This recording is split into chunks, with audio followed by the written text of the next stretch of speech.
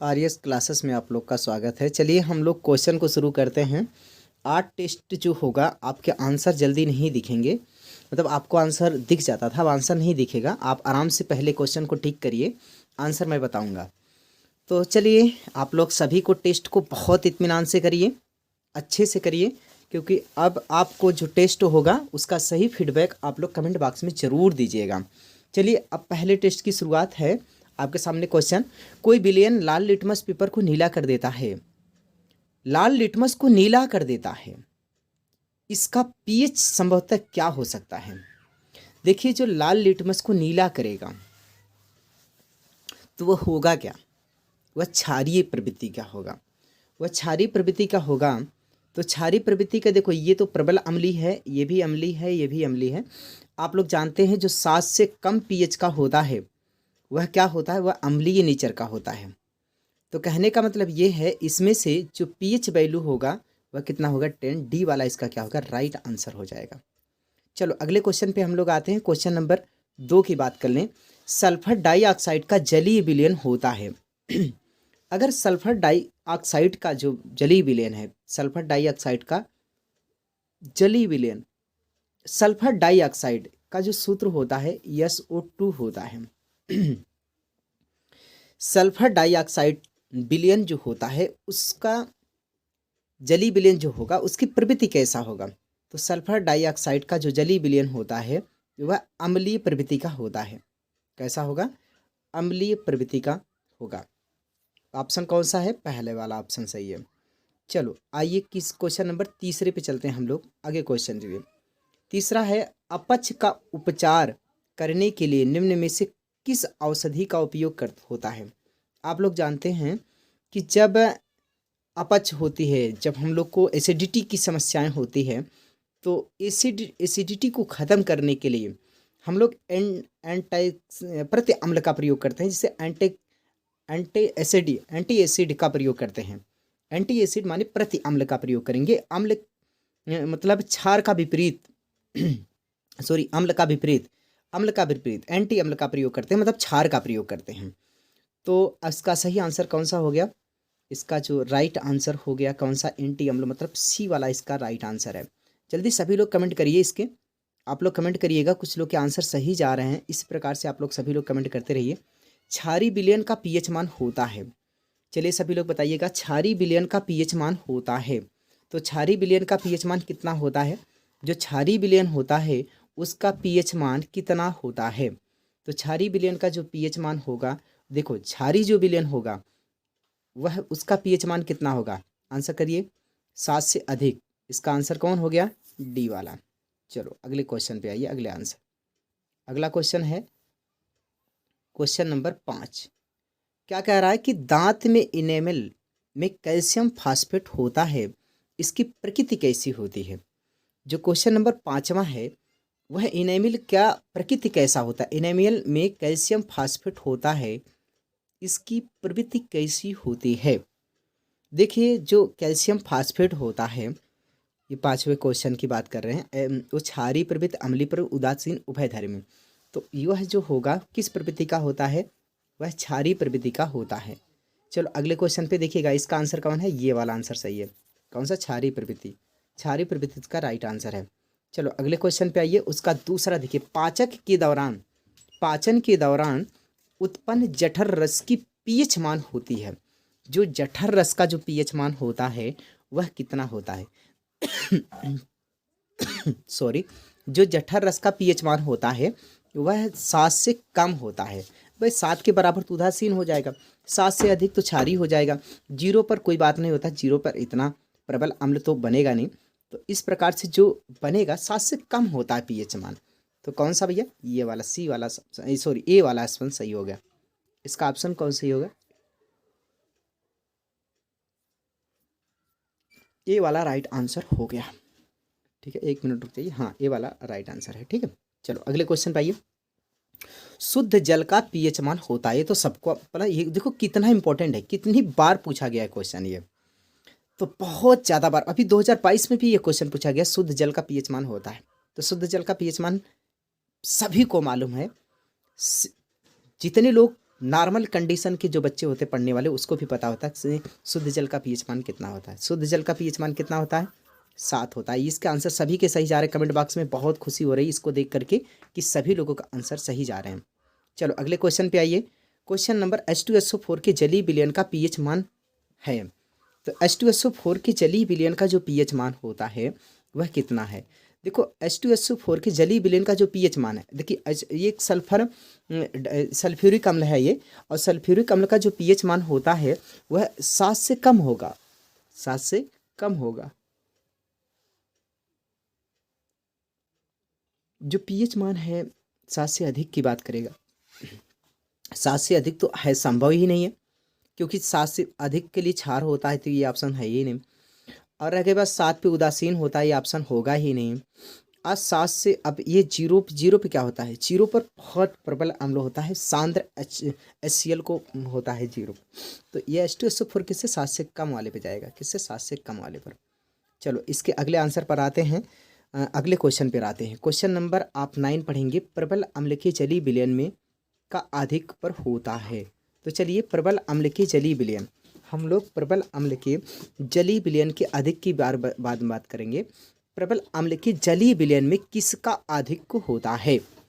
तो प्रबल अगर अम्ल है उसका जलीय विलयन है तो उसमें देखिए OH माइनस आयन तो नहीं होगा, Cl आयन माइनस नहीं होगा, सोडियम आयन माइनस नहीं होगा। प्रबल अम्ल है तो जाहिर सी बात हुआ H+ आयन देगा। तो इसका सही उत्तर कौन सा हो गया? सभी भाइयों का सही आंसर जा रहा। इसका कौन होगा? Hydrogen ion. हाइड्रोजन आयन क्या होगा? इसका सही उत्तर है। चलिए जल में जीवाणु रहित बनाने के लिए उपयोगी दवाई है।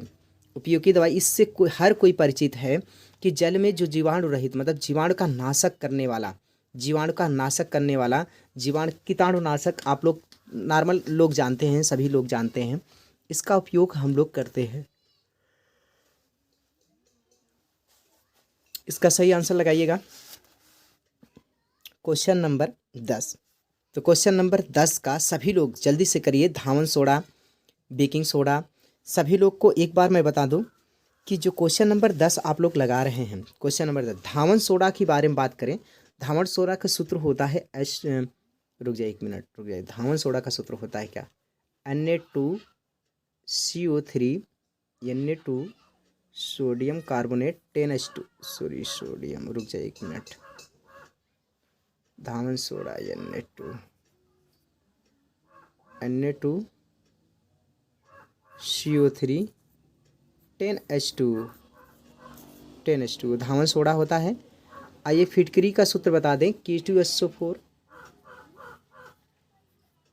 Al2SO4 का होल थ्राइस 24H2O, ये फिटकरी का सूत्र होता है। इसके बारे में बात करेंगे। और रह गए बेकिंग सोडा का सूत्र, सोडियम बाइकार्बोनेट, ये होता है बेकिंग सोडा का सूत्र। आगे कौन सा वगैरह है? विरंजक चूर्ण CaOCl2,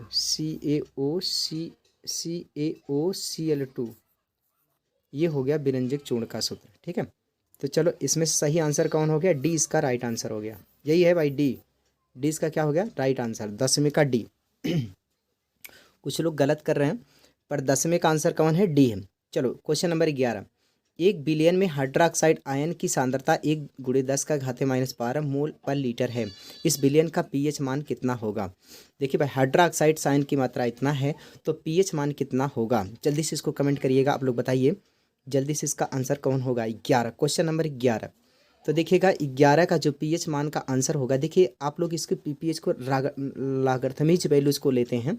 अगर ऋणात्मक वैल्यू को लॉगरिथमिक वैल्यू के रूप में लेंगे तो देखो अब इसका जो घात ऊपर लगा है, जैसे 2 लोग होते हैं, एक पीएच होता है, दूसरा POOH होता है, बराबर 14 होता है। बराबर कितना होता है? 14 होता है। इसमें POH का मान ये दिया है। POH का मान कितना दिया है? -12, जो घात 10 का लगा होता वही हो जाएगा। तो इसका POH का मान 12 हो गया। इसका मान 12 हो गया। आप समझिए, मतलब PH + POH बराबर कितना होता है? 14 होता है। इसका मान कितना हो गया? 12 प्लस कितना? PH बराबर कितना हो गया, बराबर 14। तो पीएच का मान अब आप लोग को मालूम हो गया होगा, पीएच का मान कितना हो जाएगा, 2 हो जाएगा। तो राइट आंसर कौन सा है 2 वाला, 2 इसका सही उत्तर है। चलिए अगले पर आते हैं। क्वेश्चन नंबर 12, निम्नलिखित में अम्लीय लवण है, कौन सा ऐसा लवण है जो अम्लीय है। देखो अम्लीय वही हो सकता है जिसके पास हाइड्रोजन आयन उपस्थित होते हैं। देखिए भाई, अम्लीय वही हो सकता है जो जिसके पास हाइड्रोजन आयन उपस्थित होते हैं। अगर इसमें सभी को देखेंगे तो हाइड्रोजन आयन की उपस्थिति कौन सी होती है, यही है। कौन भैया, सोडियम हाइड्रोजन सल्फेट, इसका नाम है सोडियम हाइड्रोजन सल्फेट, बी इसका राइट आंसर है। निम्नलिखित में से कौन सा प्रबल विद्युत अपघट्य नहीं है, कौन सा ऐसा है जो प्रबल विद्युत अपघट्य नहीं है, इसमें से बताना है कि प्रबल विद्युत अपघट्य कौन सा नहीं है। 13 क्वेश्चन नंबर 13 की बात कर रहे हैं। 13 में सोडियम एसीटेट मतलब जो सोडियम, देखो जो जितने भी अगर हम बात करें, ये कार्बनिक और अकार्बनिक की बात करें तो देखो ये भी अकार्बनिक है, ये भी अकार्बनिक है, ये भी अकार्बनिक है, ये कार्बनिक है। जो कार्बनिक होते हैं वह वीक होते हैं, प्रबल, ये दुर्बल हो जाते हैं, तो प्रबल विद्युत अपघट्य नहीं होते हैं। तो प्रबल विद्युत अपघट्य जो अगर क्या बात करें तो देखिए प्रबल विद्युत अपघट्य इसमें से अमोनियम क्लोराइड भी है और हाइड्रोजन सल्फाइड भी है और पोटेशियम नाइट्रेट भी है। लेकिन सोडियम एसीटेट की बात करें, सोडियम एसीटेट का जो सूत्र होता है ये होता है CH3COO, सोडियम एसीटेट। एक बात सुनिए, ओ सॉरी ये कट जाएगा, सोडियम एसीटेट, ये आपका सोडियम एसीटेट का सूत्र हो गया, सोडियम एसीटेट। तो देखिएगा इस जो होता है ये वीक होता है, यह दुर्बल होता है, इसे कह रहा है प्रबल विद्युत अपघट्य नहीं है। तो कौन सा ऑप्शन सही है, बी वाला ऑप्शन सही है, बी वाला ऑप्शन क्या है, सही है। चलो अगले क्वेश्चन पे आइए। अगला क्वेश्चन, 1 मिनट रुक जाइए। अगले क्वेश्चन पे हम लोग क्वेश्चन नंबर 14 की बात करेंगे ना। चलो क्वेश्चन नंबर 14 आइए। तो क्वेश्चन नंबर 14 में देखेंगे निम्नलिखित में से कौन सा कथन उदासीन घोल के लिए असत्य है। अगर भाई उदासीन घोल होगा उसके लिए कौन सा असत्य है। देखिए हाइड्रोजन आयन की सांद्रता 10⁻⁻7 मोल पर लीटर होती है। हाइड्रोक्साइड आयन की सांद्रता 10⁻⁻7 घोल पर लीटर होती है। पीएच का मान 0 होता है, पीएच का मान 7 होता है। इसमें से कौन सा ऑप्शन गलत है। जल्दी से आप लोग टिक कर लीजिए अपने आंसर को, फिर हम लगाते हैं। चलिए भाई, मैं उम्मीद कर रहा हूँ आप लोग कर लिए होंगे। इसका सही आंसर कौन, देखो जो अम्लीय होता है, जो उदासीन होता है, बहुत बढ़िया क्वेश्चन दिया यार। कहने का मतलब ये है कि जो अम्लीय होता है इसके लिए ये भी बात सत्य है। जो एच आयन होगा उसका 10⁻⁻7 होता है और जो OH आयन मान वो भी 10⁻⁻7 होता है, दोनों बात सही है। और पीएच मान 7 होता है, ये भी बात सही है। लेकिन इसका सी वाला मान क्या है, गलत है। और जो गलत है वही हमारा उत्तर है। इसमें कह रहा है जो असत्य है वही उत्तर होगा। तो उत्तर कौन हो गया, सी हमारा सही उत्तर हो गया। सी क्या हो गया, सही उत्तर हो गया। चलो आगे बात करो। एसिटिक अम्ल में कितने अम्लीय हाइड्रोजन परमाणु होते हैं। भाई एसिटिक अम्ल का अगर सूत्र हम लोग लिखेंगे CH3COOH होता है। इसमें केवल एक हाइड्रोजन रिमूव हो सकता है, बाकी हाइड्रोजन रिमूव नहीं होता है। तो इसमें से केवल एक होगा। तो एसिटिक अम्ल में हाइड्रोजन परमाणुओं की संख्या जो होती है ये होती है। हाइड्रोजन परमाणु कितने अम्लीय हाइड्रोजन होते हैं, तो अम्लीय हाइड्रोजनों की संख्या कितना, एक है, एक केवल। ये वाला ऑप्शन सही है। चलो आगे देखिए। क्षारीय विलयन में फिनाप्थलीन सूचक का रंग होता है। क्षारीय विलयन में हम लोगों ने इस पर बताए थे जो क्या होगा, क्षारीय विलयन और कौन सा, फिनाप्थलीन होता है एक, और एक होता है मेथिल ऑरेंज। मेथिल ऑरेंज में लापिया बताए थे और मेथिल ऑरेंज में लापिया बताए थे। फिनाप्थलीन में जो बताए थे रगूर बताए थे। तो जिसमें होता है क्षारीय, अम्लीय, क्षारीय, उसके बाद उदासीन। तो अम्लीय, क्षारीय, रगूर, गुलाबी। तो इसमें से कौन सा सही होता है, इसमें से रगूर माने रंगहीन। क्षारीय विलयन में फिनाप्थलीन सूचक का रंग होता है। तो क्षारीय विलयन में फिनाप्थलीन का रंग होता है। तो क्षारीय में कौन सा होगा रगूर। तो अगर इसमें से हम लोग क्वेश्चन नंबर कौन सा 16 वाली बात करेंगे। क्वेश्चन नंबर कौन सा 16 में 16 की अगर बात करेंगे तो अच्छा लॉपिया होगा, फिनाप्थलीन की बात कर रहे थे, फिनाप्थलीन में लापिया, फिनाप्थलीन में क्या होगा लापिया, फिनाप्थलीन में लापिया होगा और मेथिल ऑरेंज में होगा रागोर, मेथिल ऑरेंज में क्या करेंगे रागोर करेंगे। तो इसमें कौन सा लापिया में लाल पीला और ऑरेंज होता है, तो इसमें से कौन सा ऑप्शन सही होगा, क्षारीय विलयन में फिनाप्थलीन का रंग होता है, तो इसमें से कौन ऑप्शन सही होगा, तो ऑप्शन इसका हैगा ये लाल वाला सही होगा।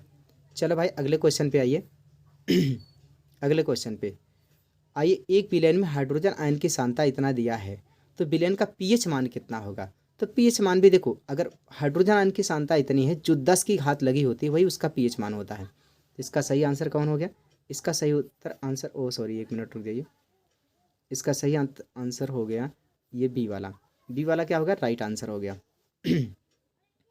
आगे देखिए अगले क्वेश्चन पे आइए, क्वेश्चन नंबर हमारा अब होगा 18। सोडियम कार्बोनेट के जलीय विलयन में कार्बन डाइऑक्साइड गैस अधिकता से प्रवाहित करने पर प्राप्त होने वाला पदार्थ है।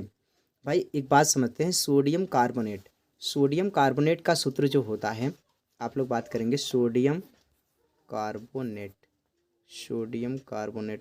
पे 2 होता है, 2 सोडियम कार्बोनेट Na2CO3, ठीक है।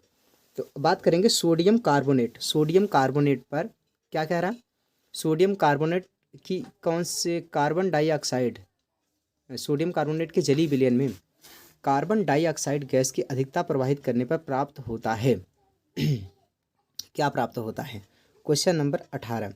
तो 18 का ऑप्शन कौन सा है, एक खाने वाला सोडा जो जिसे कहते हैं हम लोग सोडियम बाइकार्बोनेट प्राप्त होता है, सोडियम बाइकार्बोनेट, कौन सा ऑप्शन सही है, सी वाला, क्या करेंगे सी वाला इसका राइट आंसर है। चलो भाई क्वेश्चन नंबर 19 पे आइए, अम्लीय विलयन का पीएच मान होता है, जो अम्लीय होता है उसका विलयन मान 7 से कम होता है, क्या होगा 7 से कम होगा, तो इसका सही उत्तर आप लोग को हो चुका होगा कौन सा, बी वाला।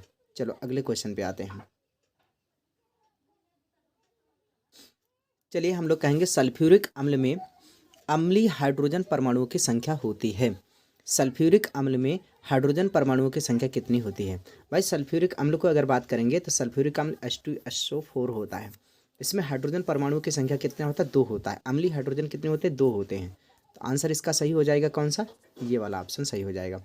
अगले निम्नलिखित में दुर्बल अम्ल है, भाई दुर्बल अम्ल कौन सा, ये तो प्रबल अम्ल, ये भी प्रबल अम्ल, ये भी प्रबल अम्ल, दुर्बल अम्ल कौन सा, ये आपका दुर्बल हाइड्रोजन साइनाइड, जो कि बहुत बड़ा पॉइजन है।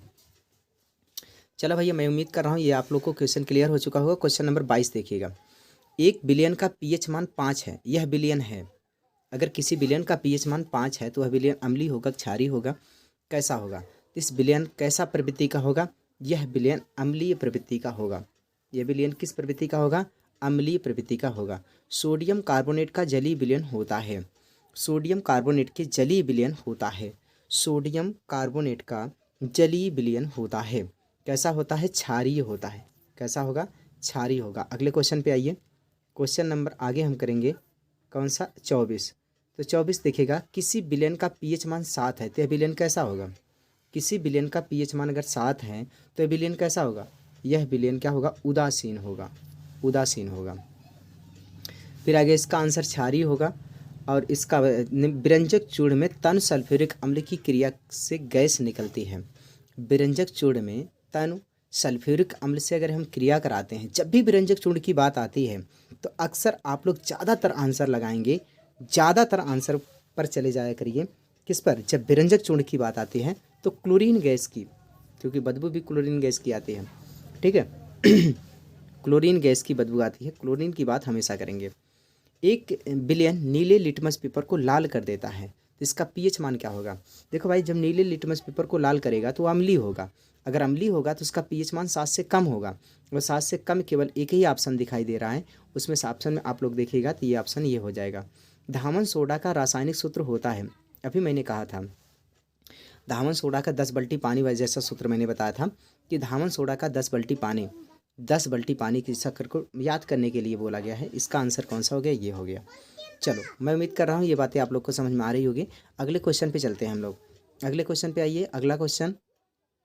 अगला क्वेश्चन कौन सा होगा, धामन सोडा का सूत्र हो चुका है, अब हम बात करेंगे खाने वाले सोडे के सूत्र के बारे में। खाने वाले सोडा का रासायनिक सूत्र होता है कितना होता है, सभी लोग कमेंट करिए, बताइए। खाने वाले सोडा का सूत्र बताइए, खाने वाले सोडे का सूत्र बताइए। 28। 28वां का आंसर कौन सा है? 28 का आंसर सोडियम बाइकार्बोनेट। आंसर कौन हो गया? बी हो गया, सोडियम बाइकार्बोनेट। एक हाइड्रोक्लोरिक अम्ल की शक्ति अगर है 10⁻² नॉर्मल, इस विलयन का पीएच मान कितना होगा? इस विलयन का पीएच मान कितना होगा? क्वेश्चन नंबर कौन सा? 29। देखो इसकी 10 का घात जो होती है वही उसका पीएच मान हो जाता है।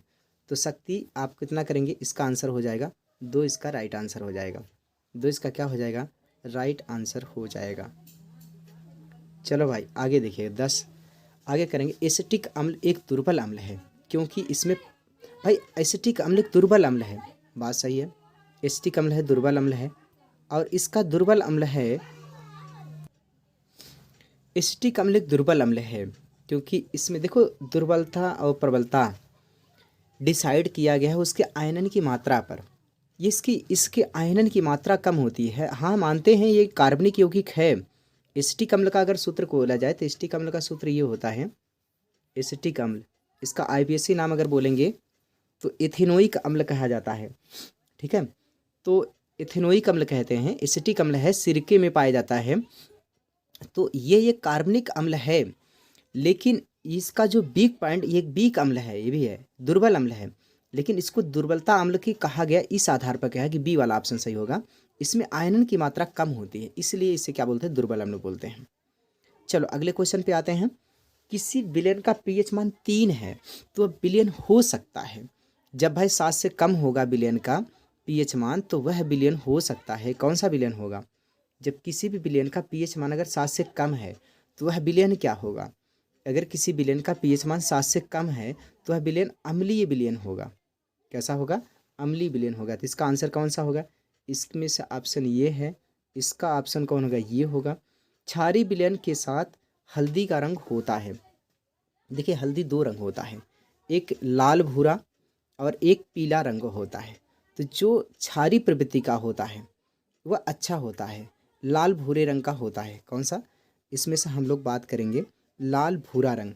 32 का सी ऑप्शन सही होगा, ये वाला। अम्लीय वर्षा में जल का संभावित पीएच मान जो होता है वह कितना होता है? अम्लीय वर्षा में जो पीएच मान होता है वह 5.2 होता है। ध्यान देना, ये बहुत बढ़िया और इम्पॉर्टेंट क्वेश्चन है कि अम्लीय विलयन का, अम्लीय वर्षा का जो पीएच मान होता है वह 5.2 होता है। चलो इसी प्रकार से हम लोग क्वेश्चन को कर पाएँ। ये टेस्ट आप लोग का था और इस चैप्टर से पूरे क्वेश्चन लिए गए और मैं उम्मीद करता हूँ ये बातें आप लोग को अच्छे से समझ में आई होगी। टेस्ट अच्छा गया होगा और सभी लोग, आप लोग कमेंट में पूरे क्वेश्चन का एनालिसिस आप लोग बता दीजिए कि मेरे कितने सही हुए। 33 क्वेश्चन थे टोटल। कुल 33 क्वेश्चनों में से कौन सा क्वेश्चन नहीं, कितने क्वेश्चन आपके सही गए हैं। चलिए उम्मीद करता हूँ ये बस सब आपको समझ में आ रहा होगा। आप लोग इस तरह से डेली आप लोग को टेस्ट मिलता रहेगा, डेली आपका टेस्ट होता रहेगा। आप लोग इस चैनल पे बने रहिए। जो लोग नए हों उस पर लाइक शेयर सब्सक्राइब करिए, वो लोग सब्सक्राइब कर लीजिए क्योंकि आपको इसी प्रकार से वीडियोज़ इसी प्रकार से मिलते रहेंगे।